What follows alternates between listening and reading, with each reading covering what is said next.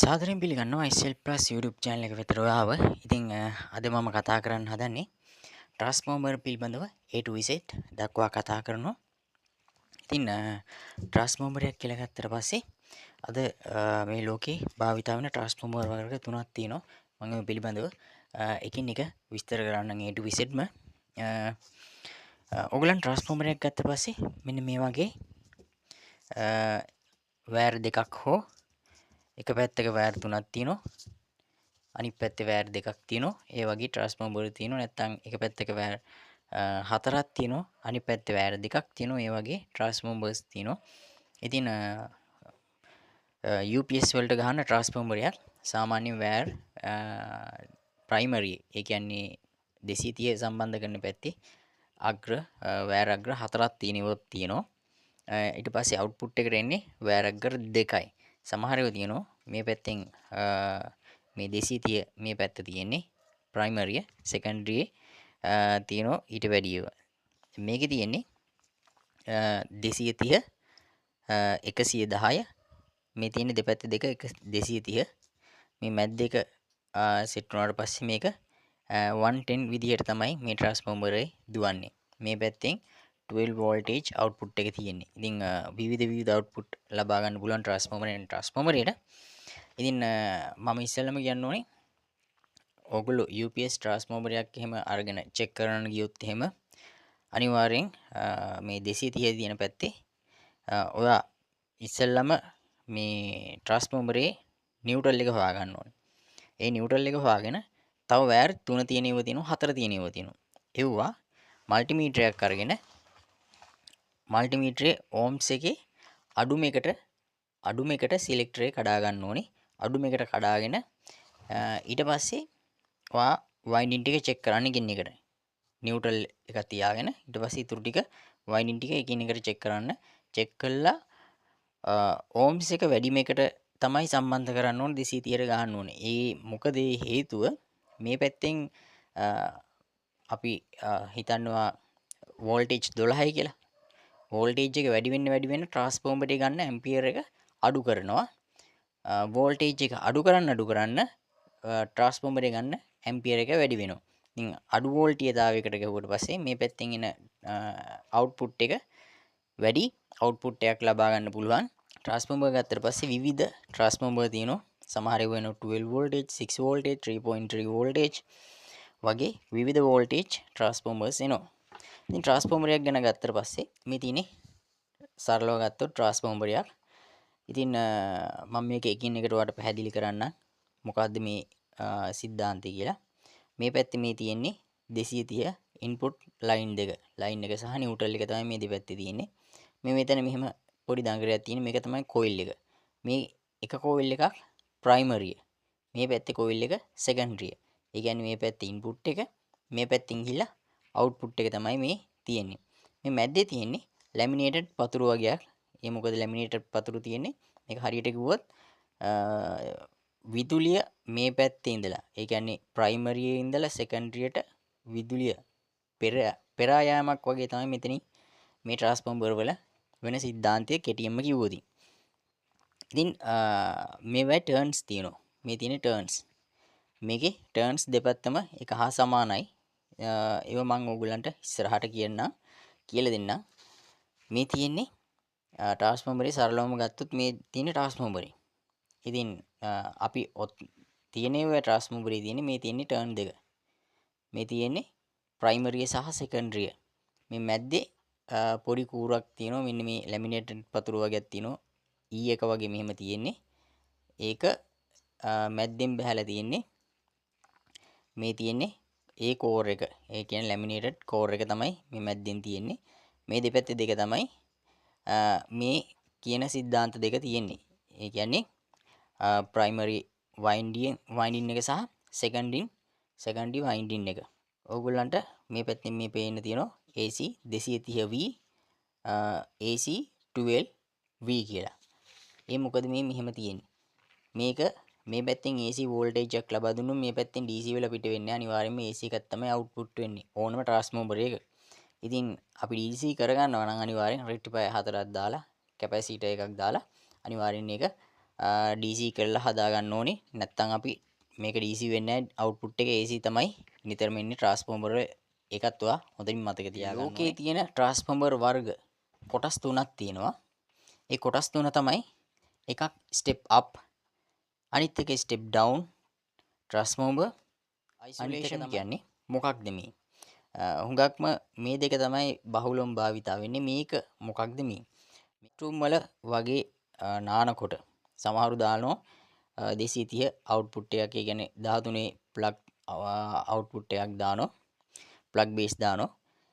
එහෙම දානකොට මේක 230 voltage එක වතුරත් එක්ක මිනිසා ඉන්නකොට ඒ මිනිසාට වතුරෙන් හින්දා ස්පර්ශ වුණොත් එහෙම ඒ මනුස්සයාට වදින ප්‍රවණතාවය හුඟක්ම වැඩි. ඒ කියන්නේ මිය යන්න තියෙන ප්‍රමාණය හුඟක්ම වැඩි. මොකද වතුරත් එක්ක ගනුදෙනු කරනකොට වතුරට විදුලිය අර්ත් වෙනව වැඩි නිසා.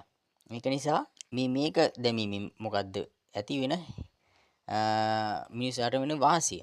මේ isolation කියන්නේ 230 voltage එක අරගෙන ඒකේ output එකත් 230මයි. මේ තියෙන්නේ primary winding එක සහ secondary winding එකත් එකම turn ප්‍රමාණය තමයි මේකේ තියෙන්නේ. ඒ කියන්නේ මේ පැත්තේ 230 output එකත් 230. ඒ වුණාට මේක මිනිස්සෙක් ඇල්ලුවොත් එහෙම ඒ මිනිස්සයාට අර 230 එළියෙන් එන කරන්ට් එක වගේ මේක හුඟක් මානතුරුදායක වෙන්නේ නැහැ. මේක සාමාන්‍යයෙන් කඩියක් කනවා වගේ තමයි අපිට දැනෙන්නේ මේ ට්‍රාන්ස්ෆෝමරෙන් එන වෝල්ටීයතාවයක් වැදුනොත් එහෙම. අපි ඊට පස්සේ මේ දෙක බලමු මොකක්ද මේ කියලා. මේ තියෙන්නේ ස්ටෙප් අප් ට්‍රාන්ස්ෆෝමර් එක. අපි උදාහරණයකට බැලුවොත් එහෙනම් මේ තියෙන්නේ ප්‍රයිමරි වයින්ඩින් සෙකන්ඩරි වයින්ඩින් එක මේ තියෙන්නේ දෙවෙනි එකේ. ඉතින් ඕගලන්ට පේනවා මේක ටර්න් ප්‍රමාණය මේ පැත්තේ වැඩි, මේ පැත්තේ ටර්න් ප්‍රමාණය අඩුයි.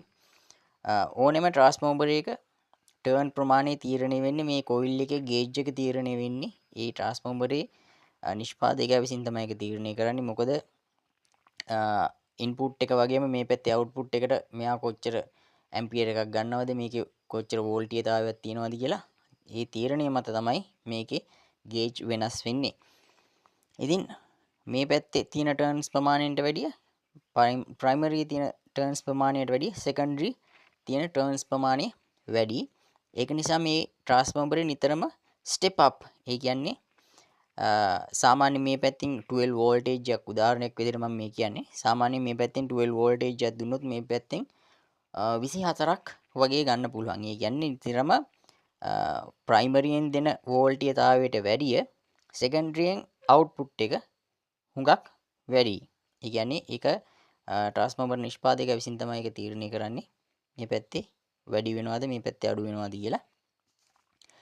ඊළඟට අපි බලමු මේ ස්ටෙප් ඩවුන් කියන්නේ මොකක්ද කියලා. මේ ස්ටෙප් ඩවුන් කියන්නේ මේ පැත්තේ තියෙන ටර්න්ස් ප්‍රමාණය අඩුයි, මේ පැත්තේ තියෙන ටර්න්ස් ප්‍රමාණය වැඩි. ඒ කියන්නේ මේ පැත්තේ 230 දුන්නොත් එහෙනම් මේ පැත්තෙන් 12 වගේ අවුට් වෙන විදියට මේක ටර්න්ස් ප්‍රමාණය හදලා තියෙන්නේ මේගොල්ලෝ. ඉතින් ඒක ට්‍රාන්ස්ෆෝමර් වෙනස් වෙනවා. දැන් ඔයගලන්ට මේ රූප සටහන වලින් පේනවා ඇති ප්‍රයිමරියේ ස්ටෙප් අප් වල මේ පැත්තේ ටර්න්ස් ප්‍රමාණය වැඩි, මේ පැත්තේ අවුට්පුට් එකේ ටර්න්ස් ප්‍රමාණය අඩුයි. ස්ටෙප් ඩවුන් එකේ ප්‍රයිමරියේ ටර්න්ස් ප්‍රමාණය අඩුයි, අවුට්පුට් එකේ ටර්න්ස් ප්‍රමාණය, ඒ කියන්නේ සෙකන්ඩරි ටර්න්ස් ප්‍රමාණය වැඩි. අයිසොලේෂන් ට්‍රාන්ස්ෆෝමර් වල මේ පැත්තේ දෙපැත්තෙම තියෙන ටර්න්ස් ප්‍රමාණය සමානයි. ඒක නිසා තමයි මේ පැත්තෙන් 230 දුන්නාට පස්සේ මේ පැත්තෙන් 230 අවුට් වෙන්නේ. දැන් ඕකට මම හොඳම උදාහරණයක් ගන්නම්. එතකොට ඕගලන්ට තවත් තේරුම් යයි.